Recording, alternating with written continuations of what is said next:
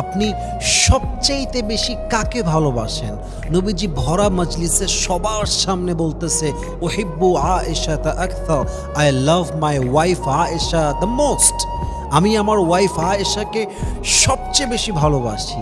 সমস্ত সাহাবীরা লজ্জায় গাল লাল হয়ে গিয়েছে, মাথাটা নিচু হয়ে গিয়েছে। যে সাহাবী প্রশ্ন করেছিল সে প্রশ্নের প্যাটার্নটা চেঞ্জ করে দিয়েছে।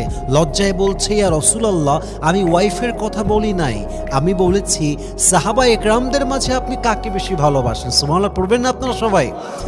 সেই সময়ে তৎকালীন আরব বিশ্বে ওয়াইফের প্রতি ভালোবাসা প্রকাশ করাকে কাপুরুষতা মনে করা হতো, দুর্বল পুরুষের পরিচয় মনে করা হতো। সেই সময়েও নবীজি সাহাবীদের মাঝে তার বউকে ভালোবাসার কথা প্রকাশ করে বুঝিয়ে দিয়েছে, ওয়াইফকে যারা মন থেকে ভালোবাসে তারা কাপুরুষ নয়, তারাই আসলে